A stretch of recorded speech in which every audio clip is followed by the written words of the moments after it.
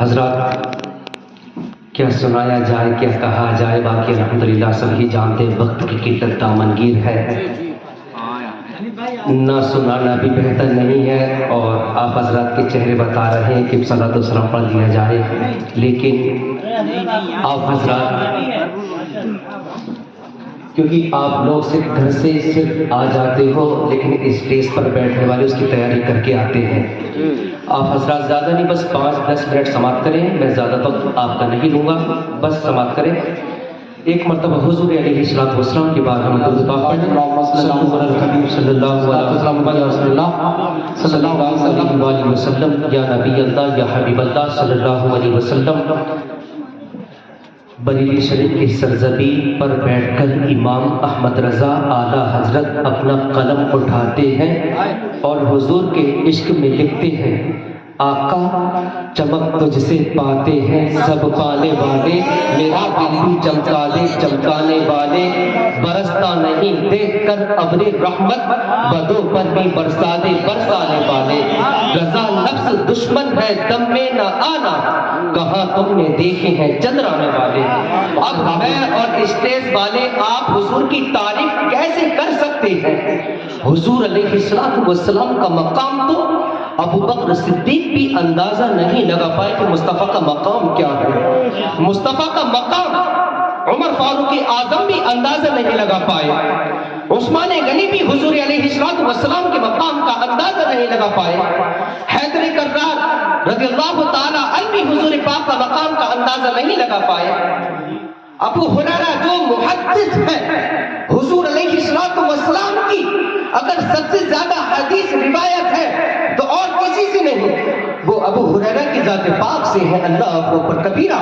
حضور علیہ السلام کے تمام صحابہ کرام رضوان اللہ تعالی علیہم اجمعین سب اپنے اپنے مقام پر فائز ہیں، سب کو اللہ نے بے شمار درجے عطا کیے ہیں، کسی کو کچھ عطا کیا ہے، کسی کو کچھ عطا کیا ہے، لیکن ہم کیا حضور کی حدیث بیان کریں؟ آپ حضور کی حدیث کیسے سنیں؟ ہماری زبان اس لائق نہیں، ہمارے پاؤں اس لائق نہیں، ہمارے ہاتھ اس لائق نہیں، ہماری آنکھیں اس لائق نہیں، ہماری آنکھیں تو اس لائق بھی نہیں ہے کہ حضور کے روضے کا دیدار کریں، یہ ہاتھ بھی اس لائق نہیں ہے جو مدینہ الرسول کا بوسہ دے، کہ دستبوسی کریں، اللہ اکبر کبیرہ۔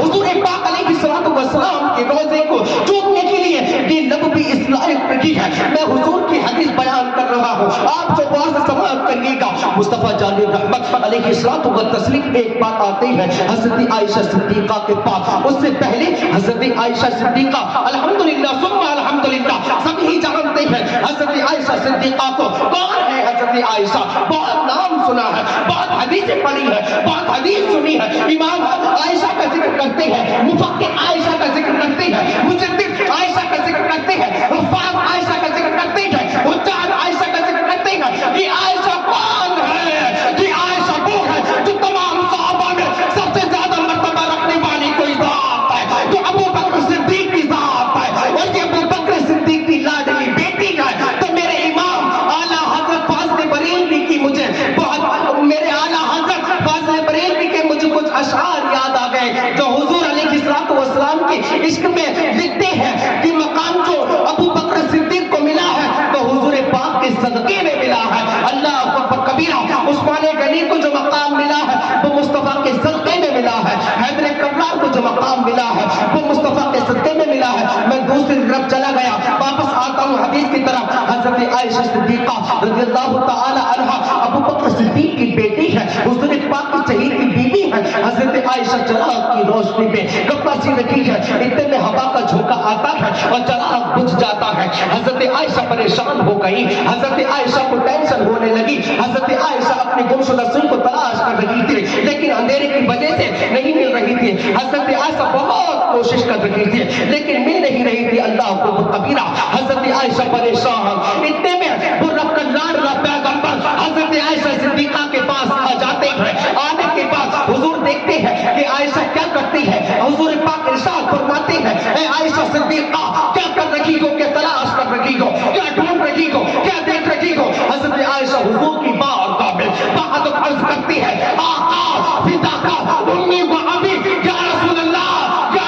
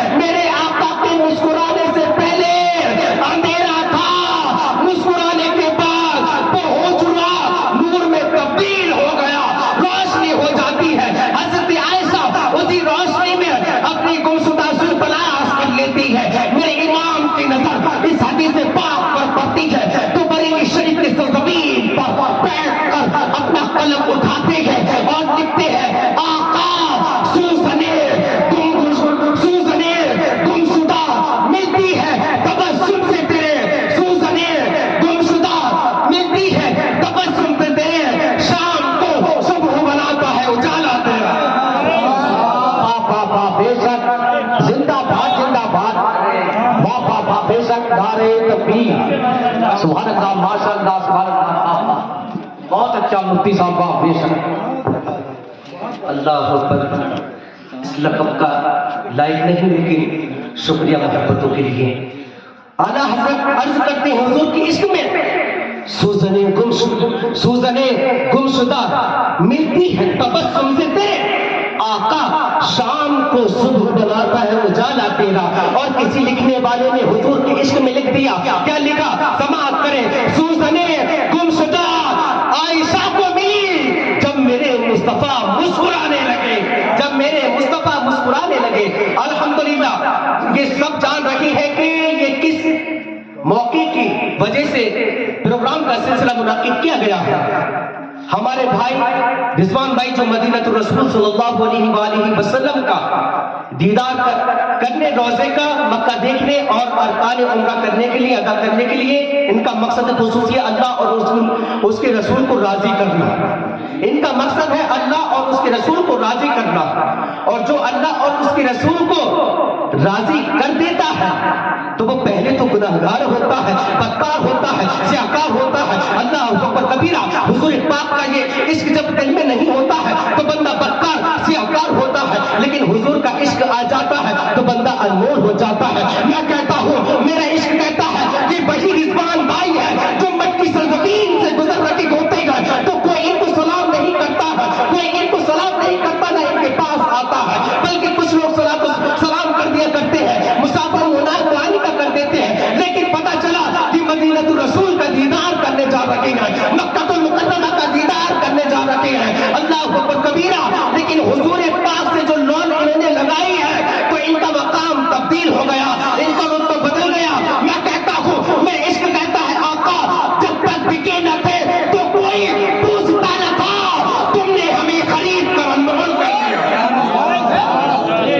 بے شک بابا کبیرہ، اللہ اکبر، جب تک بکے نہ تھے۔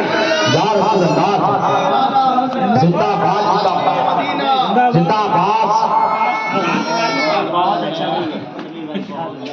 جزاک اللہ۔